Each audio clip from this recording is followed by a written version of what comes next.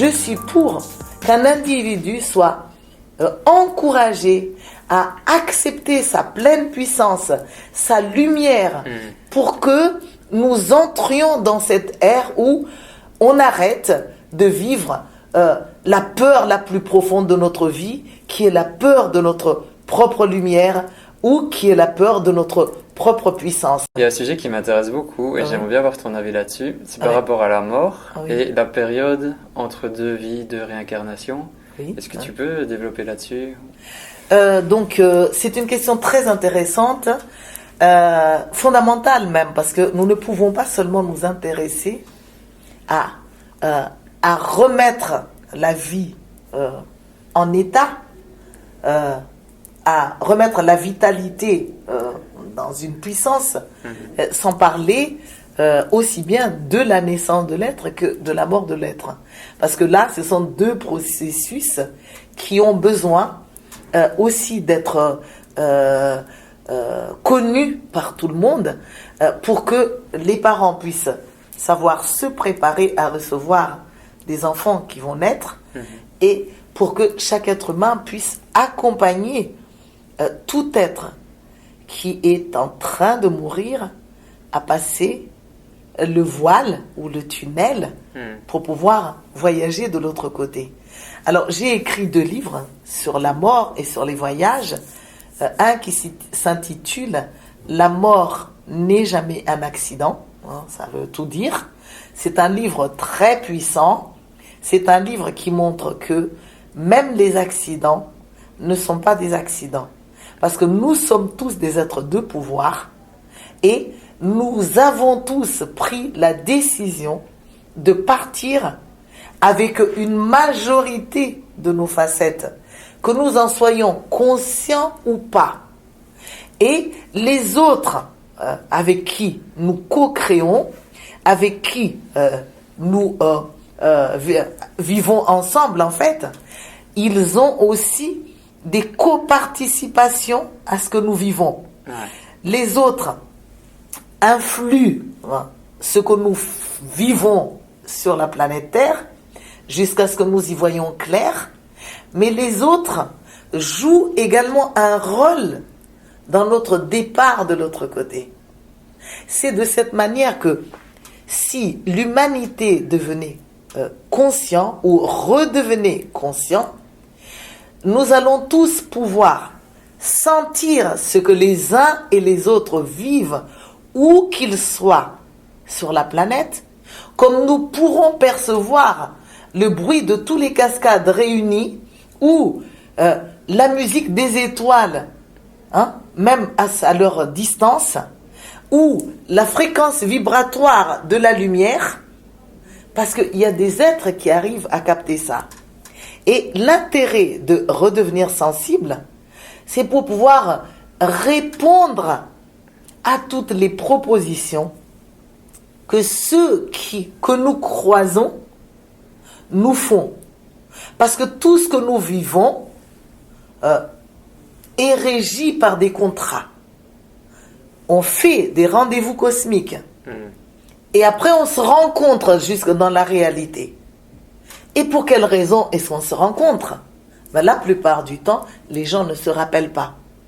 Il se peut que je te rencontre parce que tu as un côté de frère, d'une bonté, d'une écoute incroyable, que j'ai besoin pour pouvoir m'enrichir avant que je ne fasse ma conférence.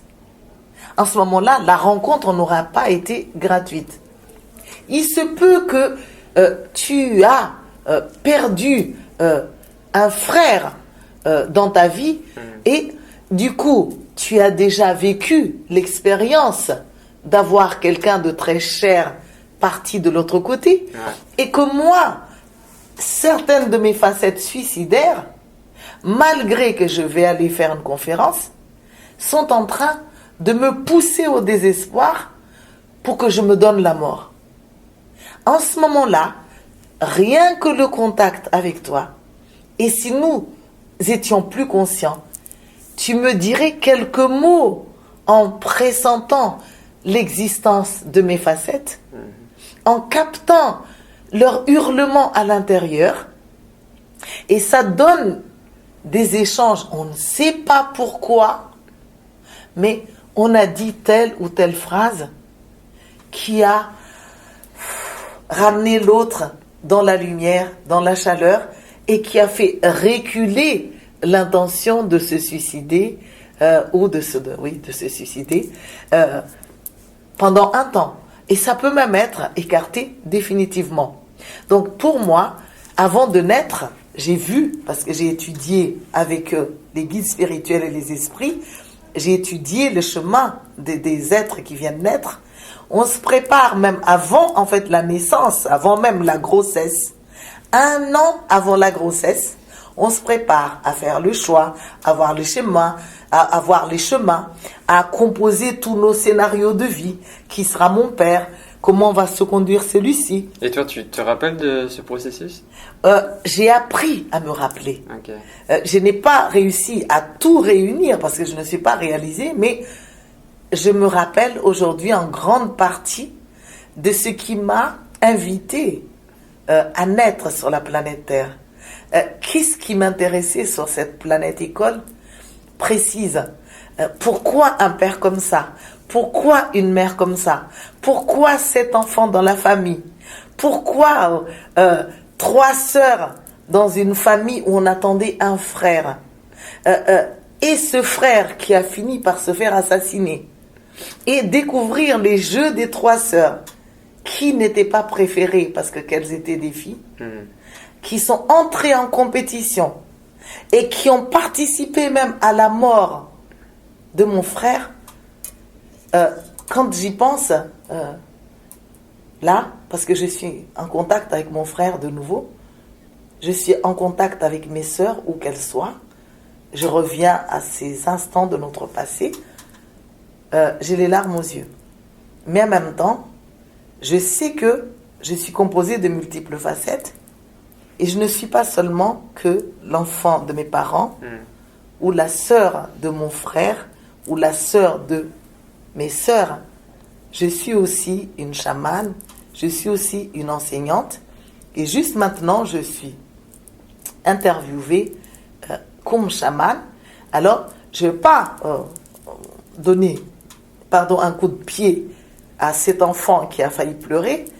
Je vais tout simplement lui donner rendez-vous un peu plus tard, en lui disant, si tu reviens, c'est que tu n'es pas encore totalement guéri de ça. Si tu reviens, c'est qu'il y a encore une couche que tu n'as peut-être pas abordée ou que tu n'as pas guéri. Est-ce que cette couche, c'est par rapport à ton frère seulement? Ou est-ce que c'est par rapport aux parents? Ou est-ce que c'est par rapport à tes sœurs? Ou par rapport à l'une d'elles? Et voilà le sens, un des sens de la vie sur Terre. Voilà une des valeurs de mon existence ici. Parce que du coup, mon apprentissage de l'amour n'est pas quelque chose d'intellectuel. Mais je touche réellement du doigt. Où est-ce que j'aime déjà? Où est-ce que je n'ai pas de mémoire négative? Où est-ce que je me rappelle de la situation et que je m'élève en éclatant de rire plutôt que d'avoir des larmes aux yeux?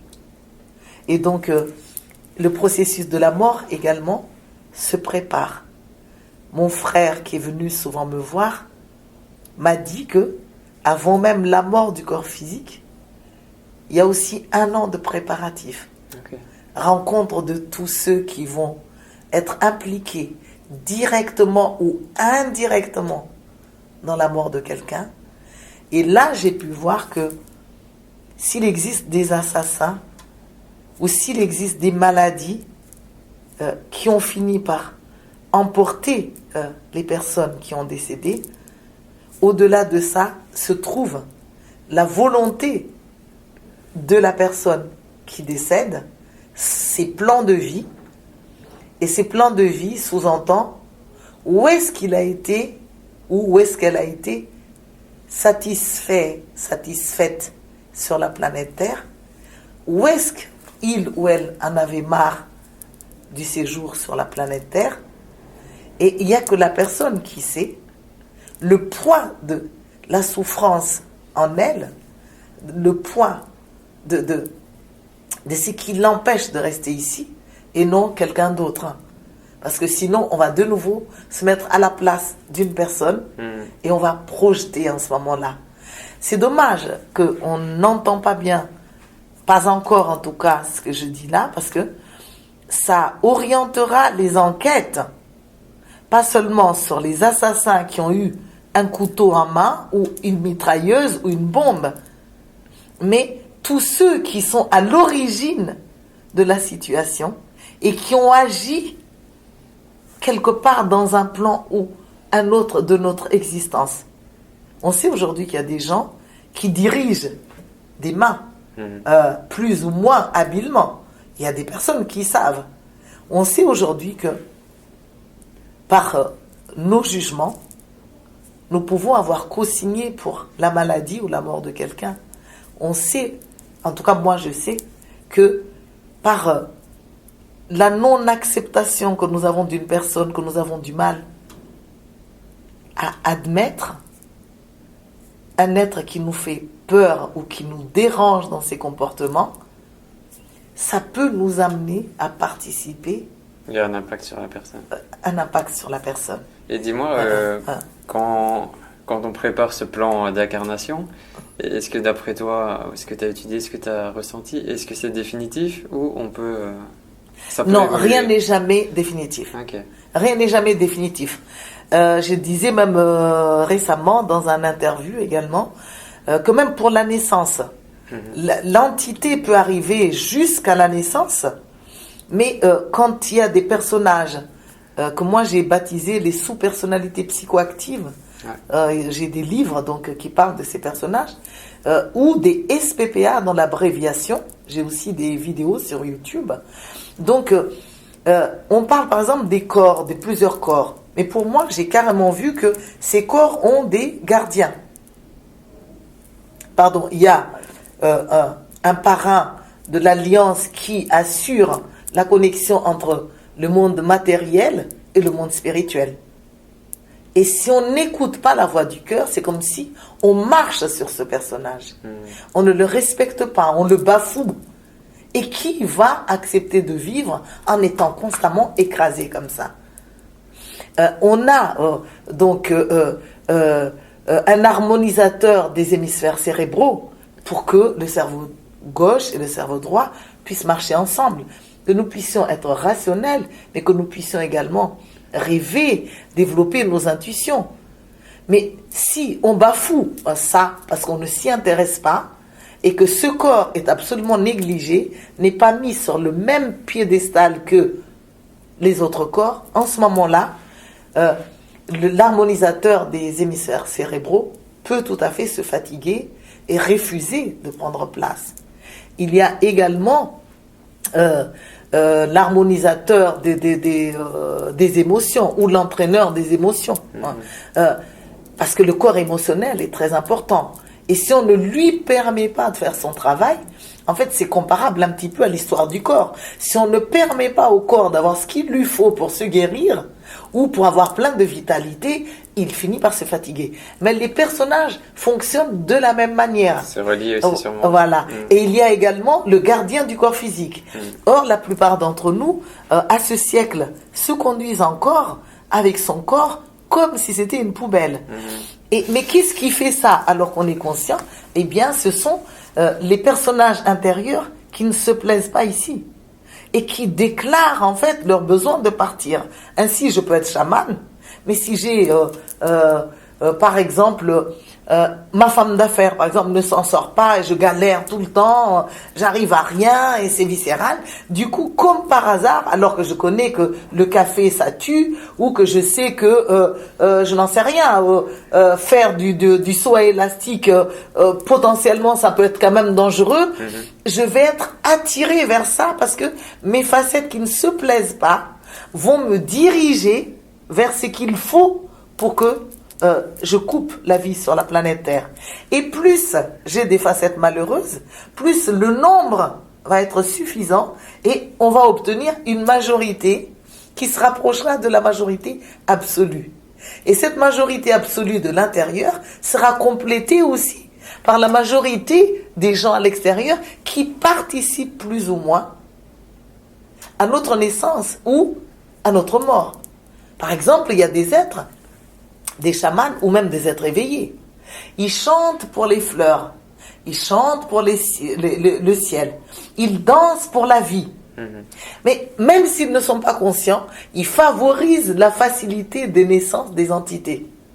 Parce que les êtres qui viennent naître sont aussi comparables aux fleurs, qui vont s'ouvrir un matin, qui vont éclore avec leur forme et leur couleur. Donc, même si on ne se rend pas compte, ça fait partie de ça. Pareil pour quelqu'un, un être qui meurt. Mon frère disait, quand il repartait de l'autre côté, une des choses qui lui a permis de retrouver la voie vers la lumière, par exemple, c'est des couples d'amoureux qui s'embrassent dans des parcs, ou des enfants qui tournent dans un plaisir de vivre infini. La joie. Voilà, dans la joie. En ce moment-là, en fait, ces joies balayent la négativité et allègent ce qu'on appelle le bas astral, qui filtre les mondes spirituels de notre planète Terre, qui empêche nos canaux médiumniques d'y voir clair ou de recevoir clair dans les messages, parce que nos idées reçues, nos éducations et nos négativités vont en fait constituer des filtres, et ces filtres vont déformer les messages pour les mettre à notre niveau, pour que nous puissions les admettre. Okay. Et pour que règne sur la terre, c'est ce qui nous convient intellectuellement plutôt que ce qui a été originellement donné. C'est bien expliqué. C'est très délicat. Ouais. J'avoue que c'est vraiment première fois que cette question m'est posée ainsi en direct. Parce que écrire des livres, des pages de livres, comme on reçoit, parce que moi j'ai écrit des livres qui ont été vraiment transmis. Okay. Je ne travaille pas seule en fait. Et d'ailleurs en tant que chaman sauvage, parce que j'ai écrit un livre sur le chamanisme sauvage, en étant à l'origine de ce mouvement, comme je suis à l'origine de la vision de ces SPPA ou sous-personnalités psychoactives, eh bien, j'amène vraiment à tous ceux qui viennent à moi ou qui me rencontrent pas par hasard, c'est des rendez-vous cosmiques comme je disais, les outils nécessaires, indispensables à leur libération aussi bien de leur lignée ancestrale que leur lignée familiale, mais en fait de tout ce qui les empêche de pouvoir s'accepter, se prendre en charge, se dépasser pour sortir de complexes d'infériorité, de supériorité qui deviennent des véritables boulets. Et le message des esprits est clair, c'est que pour que nous puissions entrer dans la lumière et pratiquer le chamanisme, parce qu'on va recevoir les informations, on va les donner en les canalisant, il nous faut être dans une vibration de joie. Mais on ne peut pas être dans une vibration de joie que si on est libre. Mais si on n'est pas libre, on va avoir une joie qui est déjà filtrée par tout ce qui nous bloque, qui bloque notre liberté. Et ensuite, lorsqu'on va recevoir les messages, alors des fois, il y a des gens, on reçoit les messages sagement assis, mais si le message te dit, allez, bouge, chante pour que le message puisse passer. Alors,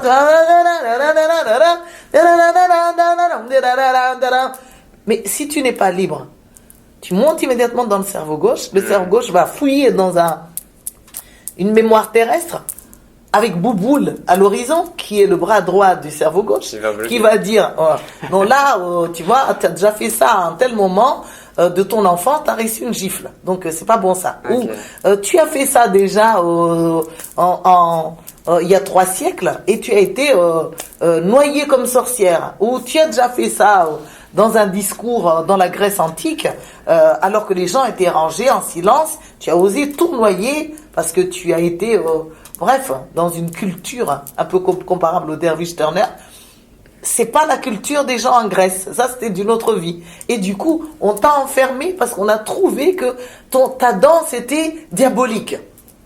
Parce que tu as gêné des gens. Et du coup, en fait, je reviens sur la culture, je fouille dans mon cerveau gauche, et je contredis l'inspiration divine, l'inspiration des guides spirituels, l'inspiration des anges, l'inspiration des esprits de la nature, des animaux totems, des animaux de pouvoir. Donc du coup, ça donne des chamans paralysés. La plupart savent un peu chanter ou savent un peu bouger un peu comme ça, mais à l'idée, parce qu'à l'idée d'aller au centre d'un cercle et de rayonner en toute puissance, la majorité des gens tombent en ruine en fait. Donc du coup, c'est vrai que c'est confortable de répéter un chaman, parce qu'au moins avec ça, on a l'excuse que moi je fais ça, mais tu sais, je fais ça parce que telle culture m'a informé, avec fierté. Et ça donne beaucoup de gens, notamment en Occident, à force de jouer peut-être aux Indiens, même en grandissant, ils ont tous, ils vibrent sur le chamanisme, par exemple l'amérindien, ou ils vibrent sur le chamanisme de l'Amérique du Sud, sans se rendre compte qu'ils vibrent parce qu'ils ont plus de fierté à appartenir à des gens dont on parle souvent. Okay. Que d'appartenir à des civilisations dont on ne parle pas. Parce que là, il faut se relever avec plus de puissance pour oser l'être. Et j'en sais quelque chose, parce que avec le chamanisme sauvage, il a fallu se lever. Mais maintenant, on fait partie on est invité à des festivals, on a des formations, mais des centaines et des centaines de personnes, mais en un temps très très court. Parce que les gens viennent vraiment s'abreuver là, parce qu'ils savent qu'ils vont partir avec des outils et personne ne les contrôlera sur leur chemin. Même si on les conscientisera qu'il y a quand même un temps pour apprendre, pour tester et ne pas faire n'importe quoi non plus, mais vraiment apprendre quand est-ce que je connecte des esprits. Et c'est pour ça qu'on enseigne également à identifier la voix de l'âme pour ne pas la confondre à toute voix raisonnable, rationnelles, qui peuvent être les voies de bouboule. On forme également aux gens à s'entraîner, à oser prendre leur pouvoir personnel au centre du cercle, en faisant des gestes, en disant des choses, en formulant des formules magiques, bref. Et là, les gens se rendent eux-mêmes compte que même pendant le stage ou pendant la formation, ils n'y arrivent pas. Et donc, il n'y a aucun danger que les gens se conduisent en chaman parce qu'on les a formés une fois. Il n'y a que ceux qui sont prêts, en fait, qui vont pouvoir pratiquer le chamanisme. Mais tu sais, ce matin, j'ai fait des exercices. Oui. Je les avais déjà vus avant. Et là, le fait de te revoir, j'ai pratiqué ça ce matin. Et c'est vrai qu'on est plus léger après. Mais bien sûr, mais comme tu l'as dit, tu l'as pratiqué seul. Tu ne me dis pas, mais tu sais, comme tu m'as appris, j'ai vu ça hier et puis que j'ai déjà entendu parler de ça, j'ai déjà soigné quelqu'un sur la route ou dans la salle. Non. Tu respectes toi-même par ton intuition un temps d'apprentissage, un temps d'entraînement. Donc tu échappes au contrôle du chaman. Et quand un chaman dit sans arrêt, attends, voyons voir d'abord si t'es... Non, on passe au contrôle. Les seuls êtres, en fait, qui nous éduquent vraiment et qui ne nous contrôlent même pas, qui nous permettent de nous entraîner en sachant que lorsqu'on ose déjà s'entraîner à faire des gestes, des chants pour guérir, pour se connecter, ils nous regardent comme des bons parents, ils disent « Oh, comme c'est encore maladroit !» Mais au bout de 20 entraînements, il va y arriver. Il va sentir par lui-même la voix de la lumière. Et donc, ça va être extraordinaire. Donc, le chamanisme sauvage permet de se rappeler que nous sommes tous porteurs de dons et talents de chaman, que nous sommes tous connectés à divers esprits partout dans l'univers. Et on enseigne du coup à libérer la voix, qui est un des outils principaux des chamans, avant même le tambour. Parce qu'avant même le click-stick, avant même les hochets, parce que si c'est bien de faire appel à des instruments extérieurs à nous, c'est pareil comme pour les ancêtres. Si c'est bien de faire appel aux ancêtres à un moment donné pour nous propulser à aller de l'avant, Parce que des fois, c'est bien de s'appuyer sur quelque chose de positif.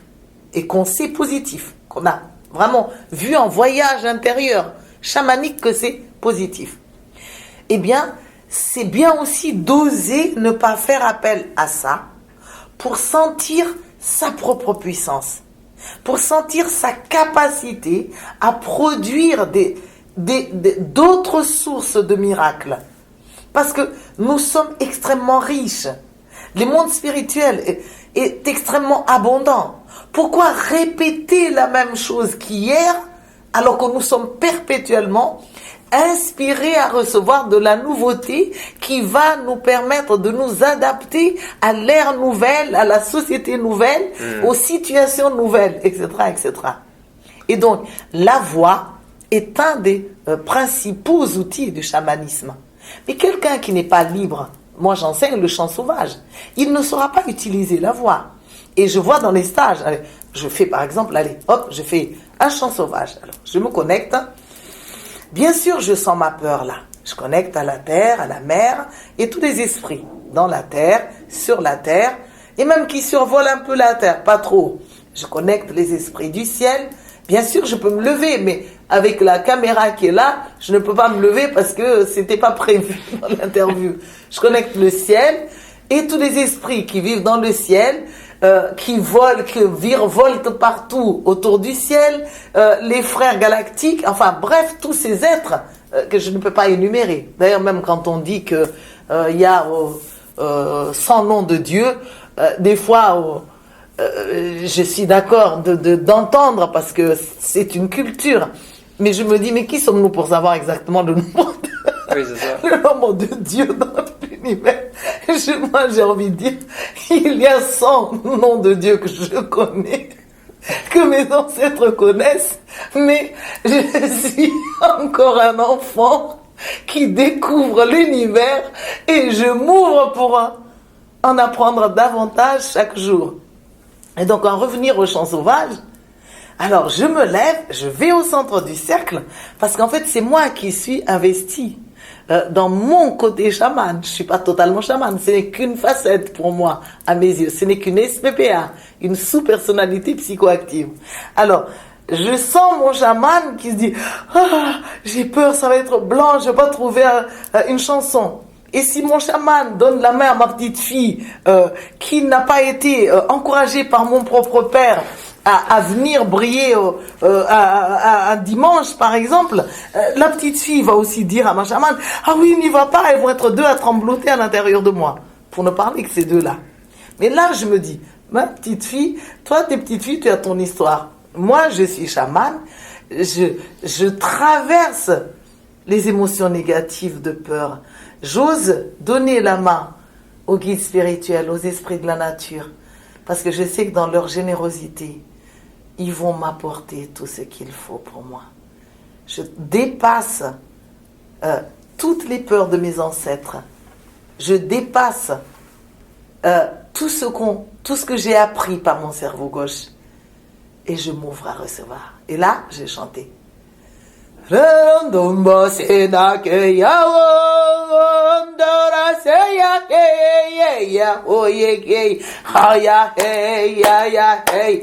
Et les mains, c'est aussi un des outils du chaman qui remplace le tambour, le hocher, les click-sticks, le didgeridoo, les bols tibétains, enfin, tous ces instruments. Et là, je chante. Vous voyez, naturellement, mes mains sont inspirées à faire. Parce que comme j'ai peur, je balaye tout ce qui est lourd. Et là, je rejoins des mouvements ancestraux de plusieurs cultures. Et qui montrent bien combien je suis multiculturelle. Parce que les cultures d'antan, ils ont été inspirés par les mêmes guides, par les mêmes esprits de la nature. Et là, j'ose avec générosité et je danse même. Je laisse mon corps danser, onduler. Mais quand je suis prisonnière du conformisme, de mes ancêtres, du qu'en dira-t-on, comment voulez-vous que je puisse me lever comme chaman? Rien qu'à l'idée de sortir la voix, je suis paralysée. Rien qu'à l'idée de danser, j'ai déjà Bouboule qui me dit, mais non, tu sais pas danser, t'es lourde, et puis à ton âge, tu danses pas.